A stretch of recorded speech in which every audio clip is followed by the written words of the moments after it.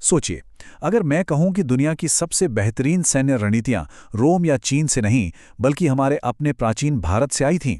अक्सर हम सोचते हैं कि पुराने युद्धों का मतलब बस तलवारें, ढाल और आमने सामने की लड़ाई होती थी, है ना? लेकिन आज के इस विश्लेषण में हम उस दुनिया के बारे में बात करेंगे जो इन सबसे बिल्कुल अलग थी।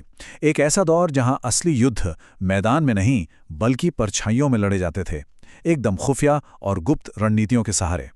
लेकिन उन गुप्त चालों और जासूसी की गहराइयों में जाने से पहले जरा उस समय की सोच को समझते हैं। एक सवाल जो हमेशा उठता है, आखिर युद्ध कब सही माना जाता है? प्राचीन भारत के महाकाव्यों, खासकर महाभारत में ये सवाल हर बड़े फैसले के केंद्र में था। ये वो नैतिक ढांचा था जो एक बेसलाइन की तरह काम करता था। और मजे की बात यह है कि ये नैतिकता उन निर्मम और गुप्त रणनीतियों से बिल्कुल अलग थी जिनकी बात हम आगे करने वाले हैं।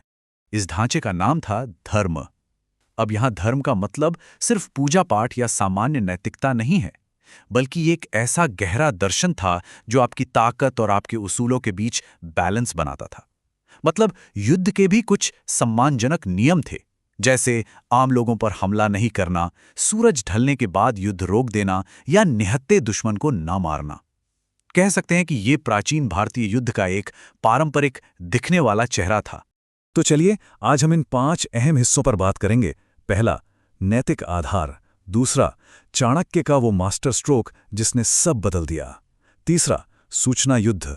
चौथा, उनके खुफिया नेटवर्क। और अंत में इसे आज की आधुनिक भू राजनीति से जोड़कर देखेंगे। हम उस दार्शनिक युद्ध से निकलकर सीधे प्राचीन जासूसी की उस दुनिया में कदम रखने वाले हैं जो बेहद प्रैक्टिकल और सच कहें तो काफी निर्मम थी। शुरुआत करते हैं हमारे पहले हिस्से से, सिद्धांतों की लड़ाई। जब भी प्राचीन युद्धों का जिक्र आता है तो दिमाग में विशाल सेनाएं और हाथी घूमने लगते हैं, है ना? महाभारत का चक्रव्यूह तो याद ही होगा। एक ऐसा विशाल घूमता हुआ चक्र जिसे भेदना किसी के लिए भी शारीरिक और मानसिक रूप से थका देने वाला काम था। लेकिन सच बताऊं, ये भौतिक युद्ध और व्यूह रचनाएं तो बस एक शुरुआत भर थीं। असली खेल तो कहीं और चल रहा था। सतह के नीचे जो हो रहा था वो इससे कहीं ज्यादा गहरा था। एक तरफ तो वो लड़ाई थी जो सबको देख रही थी, तीरंदाजी, हाथी और आमने सामने का टकराव। लेकिन दूसरी तरफ चल रहा था एक गुप्त युद्ध, दुश्मन की अर्थव्यवस्था को तोड़ना, जासूसों का जाल बिछाना और मनोवैज्ञानिक खेल खेलना। और मजे की बात यह है कि असली और निर्णायक जीत हमेशा इन्हीं गुप्त तरीकों से मिलती थी, ऐसे तरीके जो आज के मॉडर्न दौर में भी बिल्कुल सटीक बैठते हैं। अब आते हैं हमारे दूसरे और सबसे दिलचस्प हिस्से पर, चाणक्य का दृष्टिकोण। मौर्य साम्राज्य की नींव रखने वाले इस रणनीतिक मास्टरमाइंड ने पूरी गेम ही बदल दी। उन्होंने फोकस उन सम्माननीय शारीरिक लड़ाइयों से हटाकर सीधे सत्ता हासिल करने के प्रैक्टिकल विज्ञान पर लगा दिया। उनकी सोच को समझना हो तो बस इस एक वाक्य पर गौर कीजिए, सेनाओं के टकराने से बहुत पहले ही युद्ध जीत लिए जाते हैं।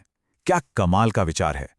चाणक्य का साफ मानना था कि मैदान में खून बहाने से कहीं बेहतर है दुश्मन का मनोबल तोड़ दो, उनके गठबंधन तोड़वा दो और उनकी इकोनॉमी को बर्बाद कर दो।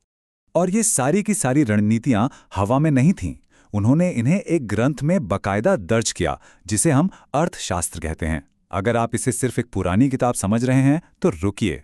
ये शासन कला का एक ऐसा विस्तृत मैनुअल है जो आज के समय की जासूसी, कूटनीति और हेरफेर की किसी मॉडर्न प्लेबुक या इंटेलिजेंस डायरी जैसा लगता है। इसमें नैतिकता से ज्यादा रिजल्ट्स पर फोकस किया गया है। तीसरा हिस्सा, सूचना युद्ध, धोखा और मनोविज्ञान। चाणक्य के समय में भी जो इंटेलिजेंस ब्रीफिंग होती थी वो बहुत फास्ट और इंटेंस होती थीं। वहां जानकारी का प्रवाह लगातार बना रहता था। सीधा सा उसूल था, जिसका जानकारी पर कंट्रोल है, जीत उसी की होगी। जरा उनके सीक्रेट टूलकिट पर नजर डालिए। जासूसी नेटवर्क, काउंटर इंटेलिजेंस, मनोवैज्ञानिक अभियान, टारगेट किलिंग, आर्थिक युद्ध और प्रोपेगेंडा। मतलब चाणक्य की रणनीतिक सोच की कोई सीमा ही नहीं थी। सोचकर देखिए, ये सब हजारों साल पहले हो रहा था, लेकिन आज भी हमें इसे समझाने के लिए इन एकदम मॉडर्न शब्दों का सहारा लेना पड़ रहा है। तो सबसे अहम पॉइंट यहां यह है कि चाणक्य के लिए राज्य का बचना किसी भी और चीज से ऊपर था। महान या आदर्श दिखने से कहीं ज्यादा जरूरी था अपने साम्राज्य की रक्षा करना। झूठी वापसी का नाटक करना हो, गलत जानकारी फैलानी हो या रणनीतिक धोखा देना हो, राज्य को बचाने के लिए यह सब बिल्कुल जायज था। बाहरी दुनिया के सामने अच्छे दिखने से ज्यादा जरूरी था कि साम्राज्य अंदर से मजबूत रहे। और ये सब होता कैसे था? ये लाता है हमें चौथे हिस्से पर, खुफिया नेटवर्क यानी प्राचीन दुनिया के जासूस। उस दौर में जासूसी कोई एक दो लोगों का काम नहीं था। ये बाकायदा राज्य द्वारा चलाया जाने वाला एक बहुत बड़ा ऑर्गेनाइज्ड सिस्टम था। ये सीक्रेट एजेंट हमारी आम जिंदगी में पूरी तरह से घुले मिले थे। जरा इमेजिन कीजिए, व्यापारी के भेष में जासूस घूम रहे हैं और दुश्मन देश के आर्थिक आंकड़े जुटा रहे हैं। सन्यासी या तपस्वियों के रूप में वे लोगों के बीच जाकर वहां की राजनीतिक हलचल को भांप रहे हैं, और आम यात्रियों के भेष में वे दुश्मन की सेना की एक एक हरकत पर पैनी नजर रख रहे हैं। मतलब वे हर जगह थे, लेकिन किसी को नजर नहीं आते थे। सही जानकारी ही सबसे बड़ी ताकत थी। जासूसों को राज्य का एक जरूरी अंग माना जाता था, बिल्कुल वैसे ही जैसे शरीर के लिए दिल या दिमाग। चाणक्य ने जासूसी को एक पूरी संस्था का रूप दे दिया था।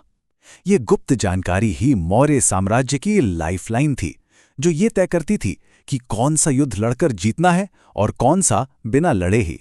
चलिए अब आखिरी हिस्से पर आते हैं, आधुनिक भू राजनीति। क्या आपको नहीं लगता कि इन प्राचीन भारतीय खुफिया नेटवर्कों और आज की मॉडर्न जियोपॉलिटिक्स के बीच एक बहुत गहरा कनेक्शन है? ये देखना वाकई हैरान करता है कि हजारों साल पहले स्टेटक्राफ्ट कैसे काम करता था और आज की दुनिया कैसे चल रही है। अर्थशास्त्र की उस प्राचीन खुफिया प्रणाली और आज की मॉडर्न इंटेलिजेंस में सीधा सीधा नाता है। चाणक्य के वो जासूस जो समाज के हर वर्ग में छुपे रहते थे, वे आज की ताकतवर ग्लोबल इंटेलिजेंस एजेंसियों से बिल्कुल भी अलग नहीं हैं।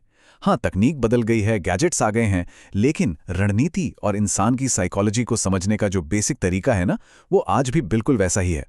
जरा इन टाइमलेस रणनीतियों को देखिए। इन्फॉर्मेशन कंट्रोल, रणनीतिक गठबंधन, आर्थिक दबाव, लेयर डिफेंस और दुश्मन के दिमाग से खेलना। अब चाहे प्राचीन काल का कोई सन्यासी खबर ला रहा हो या आज का कोई फाइबर ऑप्टिक डिजिटल नेटवर्क, दुश्मन को मानसिक रूप से थपा देने और उस पर हावी होने की जो थिंकिंग है वो एकदम सेम है।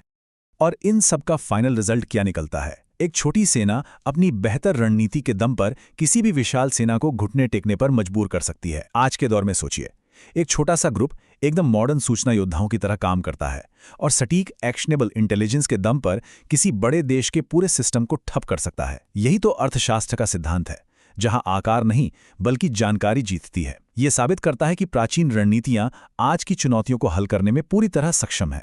तो इस पूरे विश्लेषण का निचोड़ बस इतना है। प्राचीन भारत ये बहुत अच्छी तरह समझता था कि असली ताकत सिर्फ बाहुबल में नहीं है। असली ताकत है आपका अनुशासन, आपकी जानकारी और हालात के हिसाब से खुद को ढालने की क्षमता। क्योंकि सच कहूं तो हर युद्ध सबसे पहले इंसान के दिमाग में लड़ा जाता है। अगर दुश्मन दिमाग से हार गया तो मैदान में उसे हराना बस एक औपचारिकता है। और इसी विचार के साथ हम एक बहुत ही गहरे सवाल पर आ जाते हैं।